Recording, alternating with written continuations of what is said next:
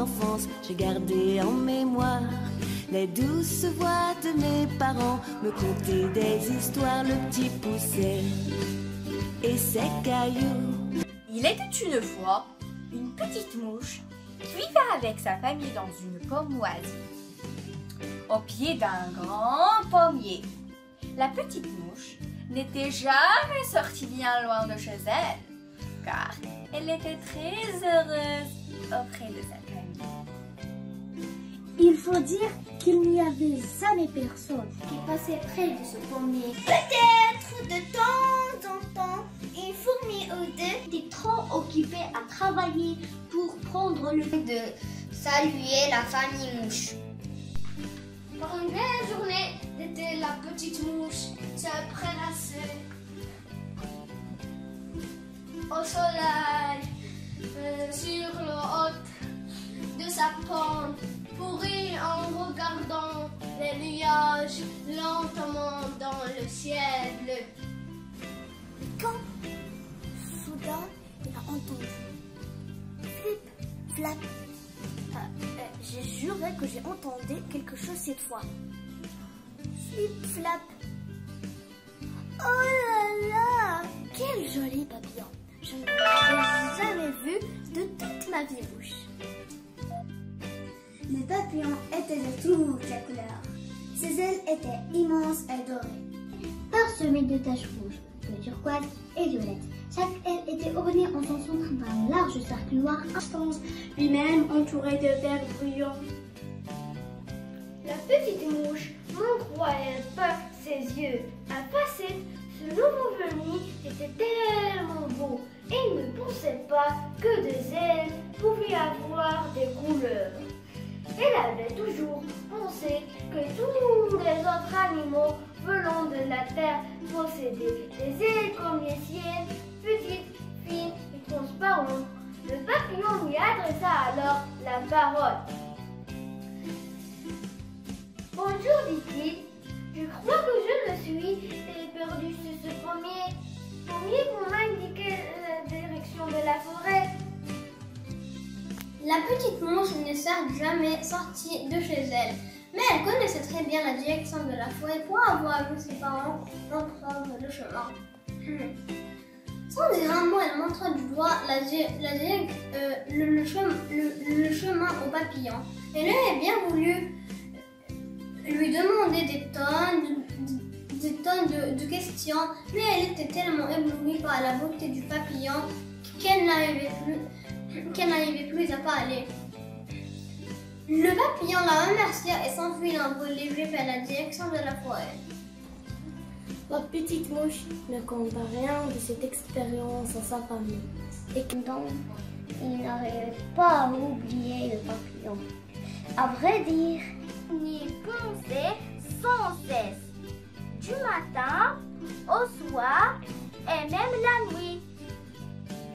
Elle se sentait quand elle pensait à lui, alors elle décide de parcourir un long chemin jusqu'à la forêt pour devenir un. Malheureusement, il n'est pas possible. Une petite mouche, C'est même impossible. Et elles sont aperçues bien vite. Tous les animaux croissants lui répétant les mêmes choses. C'était impossible. Alors, il pensa qu'il pouvait trouver le moyen de devenir aussi belle que lui. Elle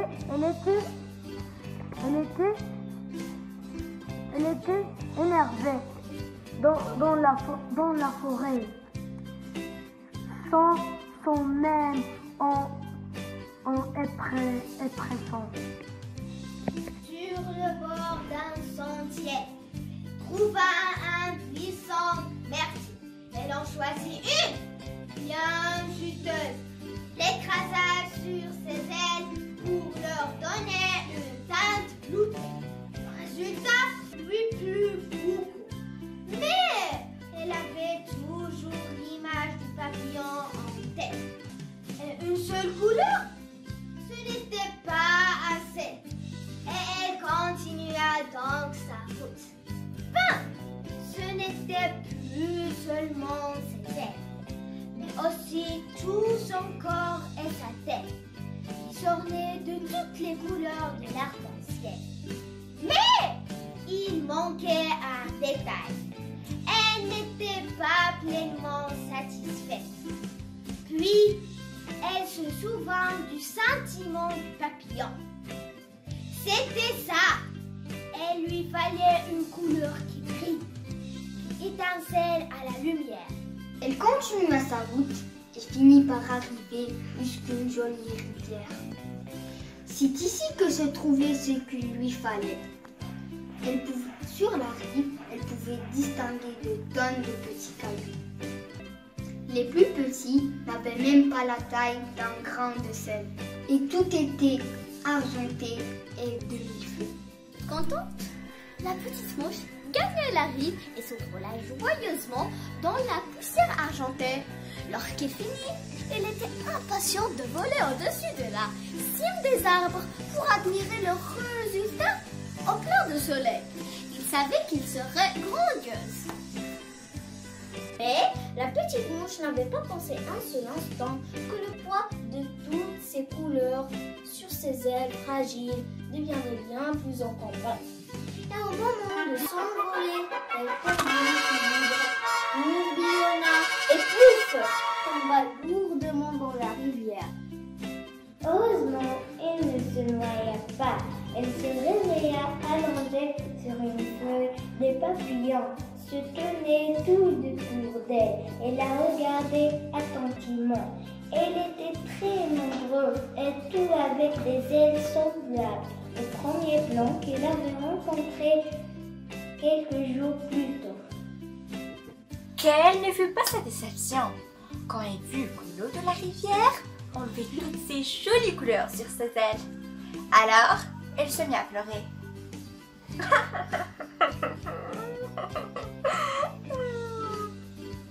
Pourquoi pleures-tu demanda un des papillons. Nous t'avons sauvé de la noyade. Tu risques plus rien maintenant. Mes ailes ont perdu toutes leurs belles couleurs, expliqua la petite mouche. Je suis si triste. Le papillon parut très surpris. Il semblait ne pas comprendre. Mais, dit-il, tes ailes sont magnifiques. Nous n'en avons jamais vu de pareilles. Et beaucoup d'entre nous aimeront avoir des mêmes.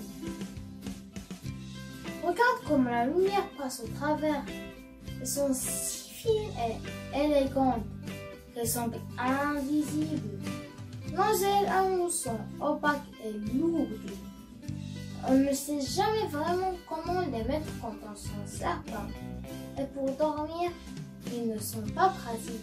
Il faut sans cesse faire attention à ne pas les froisser, car elles sont fragiles.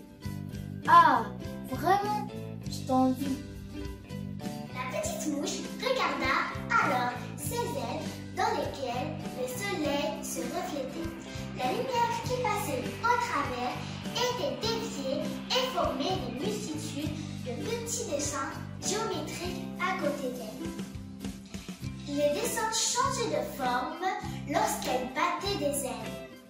Elle fut contente de ne pas avoir les ailes lourdes et encombrant des papillons. Et elle avait compris que ses ailes à elle étaient aussi magnifiques mais d'une beauté différente de celle des papillons.